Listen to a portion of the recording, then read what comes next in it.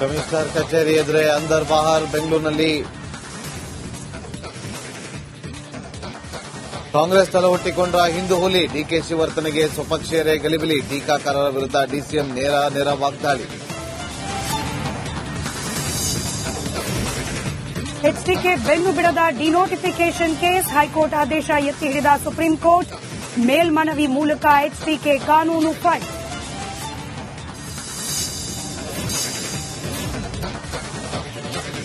ರಾಜಧಾನಿ ಇಡ್ಲಿ ಪ್ರಿಯರೇ ಹುಷಾರ್, ಅಚ್ಚುಮೆಚ್ಚಿನ ಆಹಾರವೇ ಡೇಂಜರ್, ಯಾಮಾರಿದ್ರೆ ಅಂಟಿಕೊಳ್ಳುತ್ತೆ ಕ್ಯಾನ್ಸರ್.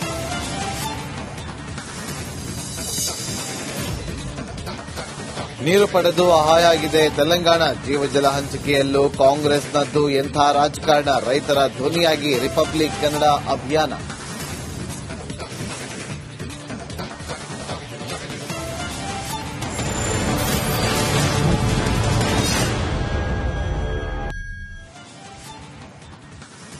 ನಮಸ್ಕಾರ, ನೀವು ನೋಡ್ತಾ ಇದ್ದೀರಾ ರಿಪಬ್ಲಿಕ್ ಕನ್ನಡ.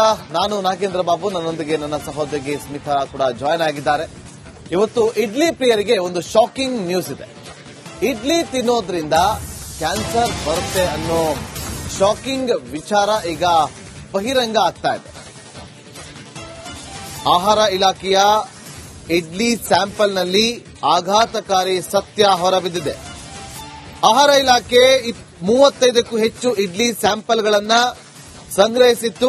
ಅದನ್ನ ಪರಿಶೀಲನೆ ಮಾಡಿದಾಗ ಅದು ಸುರಕ್ಷಿತವಲ್ಲ ಅಂತ ವರದಿ ಬಂದಿದೆ.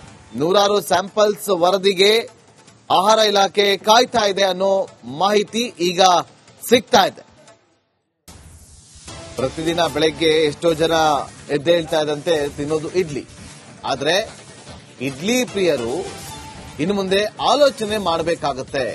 ಅದಕ್ಕೆ ಏನ್ ಕಾರಣ ಅದನ್ನು ಕೂಡ ನಾವು ಮಾಹಿತಿಯನ್ನ ಕೊಡ್ತೀವಿ. ಆಹಾರ ಇಲಾಖೆ ಸಂಗ್ರಹಿಸಿದಂತಹ ಆ ಇಡ್ಲಿ ಎಲ್ಲಿದ್ದು, ಎಲ್ಲಿಯ ಇಡ್ಲಿಗಳನ್ನ ಅವರು ಸ್ಯಾಂಪಲ್ಗಳನ್ನ ಕಲೆಕ್ಟ್ ಮಾಡಿ ಅದನ್ನ ಲ್ಯಾಬ್ಗೆ ಕಳಿಸ್ಕೊಟ್ಟಿದ್ರು.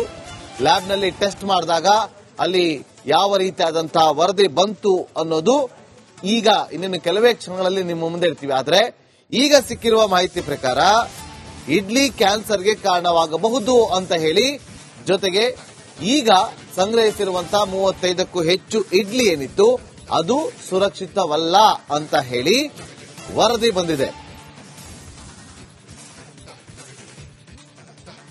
ಮತ್ತಷ್ಟು ಮಾಹಿತಿಯನ್ನು ಕೊಡೋದಕ್ಕೆ ನಮ್ಮ ಪ್ರತಿನಿಧಿ ದೀಪ್ತಿ ಲೈವ್ನಲ್ಲಿ ಜಾಯ್ನ್ ಆಗಿದ್ದಾರೆ. ದೀಪ್ತಿ, 35ಕ್ಕೂ ಹೆಚ್ಚು ಇಡ್ಲಿ ಸ್ಯಾಂಪಲ್ಗಳನ್ನ ಕಲೆಕ್ಟ್ ಮಾಡಿ ಅದನ್ನ ಟೆಸ್ಟ್ ಮಾಡಿದಾಗ ಅದು ಸುರಕ್ಷಿತವಲ್ಲ ಅಂತ ವರದಿ ಬಂದಿದೆ.